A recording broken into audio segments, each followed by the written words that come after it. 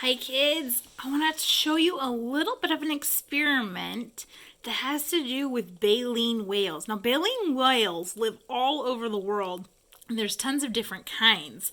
But the thing that makes them kind of interesting is they don't have teeth. Do you see this right here? It's almost like, it looks a little bit like hair, but it's not hair. It's a little bit like your fingernails, and it's called baleen, and it hangs down. It's really bristly. And what the whales do is they take a huge mouthful of water and everything that's in it. Then they close their mouth and then they spit the water out. So the water goes back out, but all of this baleen is like like a wall. And it only has little holes for the water to get out. And then all of the little critters, the krill, and all of the organisms that are inside the water get trapped inside their mouth. So that's how these giant animals can feed themselves. The giant animals are not usually hunting other giant animals. It's just that they're taking in tons and tons of teeny tiny creatures. And so they'll take a big mouthful of water and then they'll spit the water out. But all of this baleen will trap the krill and the tiny organisms inside so that they can eat that. So I wanted to show you something. I've got this bowl here that's a little bit like the ocean.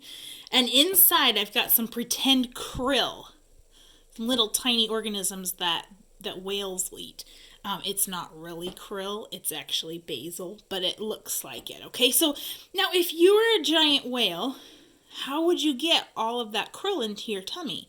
Well, you could try to just eat the krill with just little bites wherever you see krill, but you're a huge whale and you're not going to get very much at a time. You're going to have to be swallowing a lot just to get a tiny bit. So a spoon wouldn't work really well. This kind of reminds me of what walruses would do or something, where they have those big tusks or their smaller teeth. This would work good if you were trying to grab big fish, right?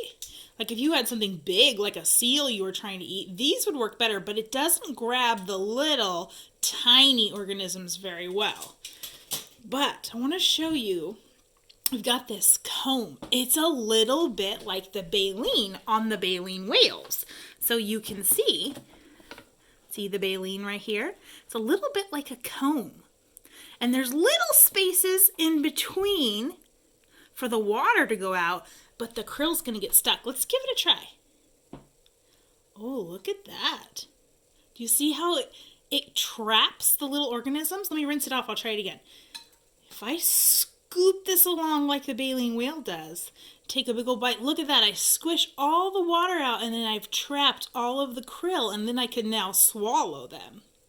So those baleen pieces that are really, really close together work great at trapping organisms in the ocean so that the whales can feed on them. I thought that was a very cool experiment. You can give it a try at home if it's okay with mom or dad. A comb works really well because it's a lot like baleen.